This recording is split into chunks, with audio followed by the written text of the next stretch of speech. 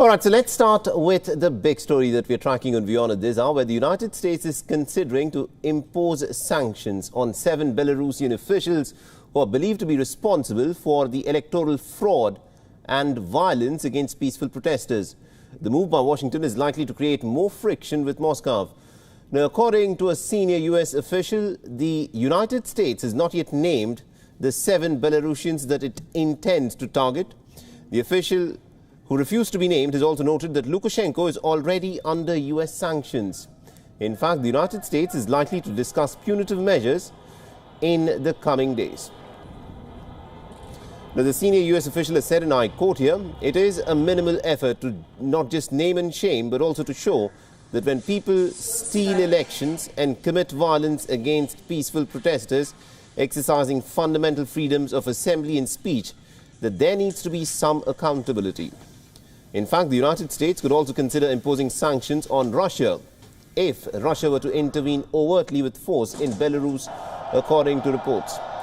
Now, the U.S. Deputy Secretary of State Stephen Bugans, during his talks in Moscow last week, had warned senior Russian officials in this regard. Meanwhile, the Russian Prime Minister Mikhail Mishustin will be visiting Minsk tomorrow.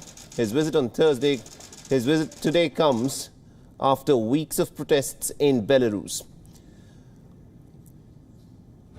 On Tuesday, the police in Belarus detained several dozen university students as they marked the first day of school with protests against leader Alexander Lukashenko. Now, the students took to the streets of the capital city of Minsk for the latest round of protests in over 3 weeks of rallies that have been ongoing. Some attempted to form a human chain but were detained by the riot police.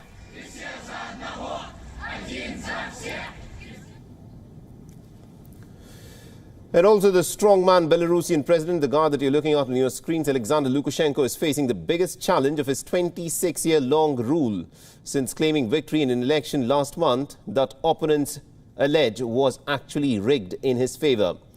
Lukashenko has denied any form of electoral fraud and has shown no signs of backing down despite the threat from Western sanctions.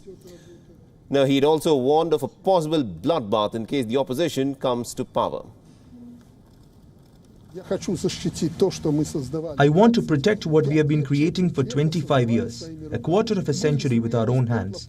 We raised this country from the ruins, the ashes. Thousands and millions of people are behind me, and I know if the opposition come to power, they will cut everything to pieces, begin to kill people and their children. This is what worries me. Not the power, as some people in Russia say, that Lukashenko is holding on to power. I don't want my country to be cut to pieces, the country which I built from the ruins of the empire.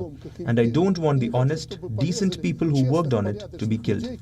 This will not be the lustration, as some say. It will be a bloodbath. What happened in Ukraine will seem like a walk in the park.